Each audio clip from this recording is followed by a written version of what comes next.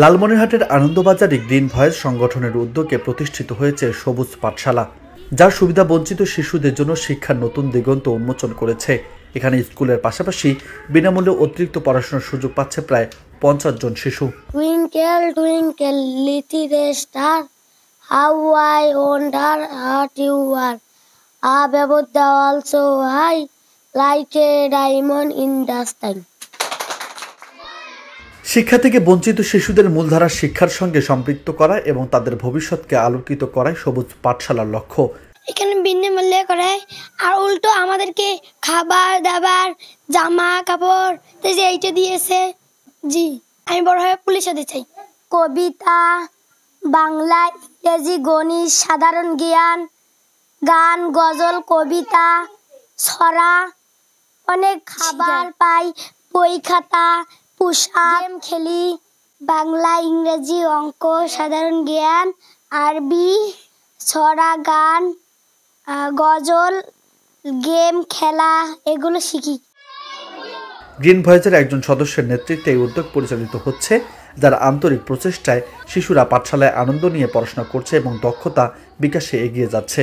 আমার নাম নূরজাহান সুমি, আমি একজন স্টুডেন্ট। আমি পড়াশোনা করছি অনার্স ফাইনাল ইয়ার, লালমনিরহাট সরকারি কলেজ ব্যবস্থাপনা বিভাগ। আমি এটা দীর্ঘ 3-3.5 বছর ধরে চালাচ্ছি।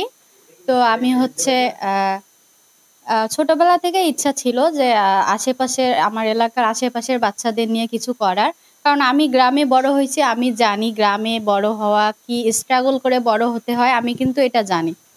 গ্রামের বাচ্চারা স্কুলে আসে, ওরা দায় সারা স্কুলে যায়, স্কুল থেকে আসার পর এই যে বিকালে খেলাধুলা এটা সেটা নিয়ে ওরা ব্যস্ত হয়ে পড়ে। এভাবে অনেক বাচ্চারা ঝরে পড়ে। ওদের ওরা প্রাথমিক শিক্ষাটাও কেউ কেউ শেষ করতে পারে না, ঢাকায় চলে যায় বা বিভিন্ন কাজে চলে যায়।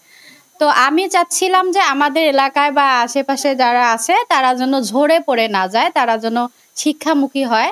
এজন্য তারা তাদের স্কুলে পাঠদান শেষ করে বিকাল টাইমটা যখন খেলাধুলা করে, ওই সময়টা আমি আগে খেলার ছলেই পড়াইতাম। পড়ানোর পর টাইমটা যখন খেলা, গ্রিন ভয়েস থেকে আমাকে বলা হইলো যে আমাদের সবুজ পাঠশালা এটা একটা অঙ্গ সংগঠন নীলগত, তো আমাকে সবুজ পাঠশালার বিষয়ে বলা হইলো। আমি তখন সবুজ পাঠশালাটা শুরু করি। প্রথমে আমাদের পড়ানোর কোনো নির্দিষ্ট জায়গা ছিল না, তখন আমরা অনেকের আঙ্গিনায় বা উঠানে, রাস্তার পাশে একটা পরিত্যক্ত বাড়ি ছিল, সেখানে আমরা পড়াইতাম। কিন্তু এখন এটা আমাদের গ্রিন ভয়েসের উপদেষ্টা স্থপতি ইকবাল হাবিব স্যার, উনি এটা দেখতে পেরে উনি আমাদের একটা ঘর করে দেন। তো এখন আলহামদুলিল্লাহ আমাদের একটা নিজস্ব ঘর হয়েছে, আমরা এখানে প্রতিদিনই বাচ্চাদের নিয়ে পড়াশোনা করাইতে পারছি।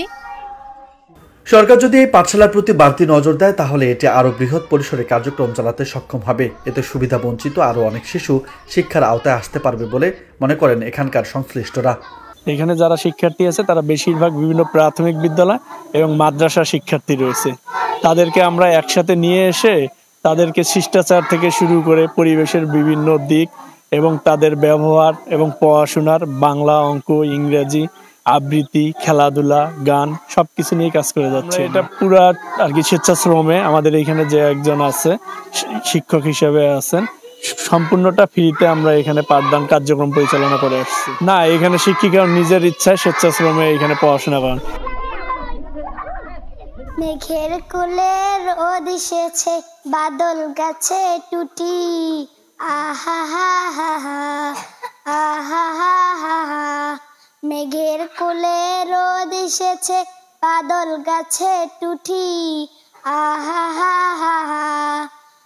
কি করি আজ ভেবে না পাই, কথা দিয়ে কোন বনে যাই, কি করি আজ ভেবে না পাই, কথা দিয়ে কোন বনে যাই, কোন মাঠে যে ছুটে বেড়াই, সকল ছেলে জুটি, আহা হা হা হা, আহা হা হা হা।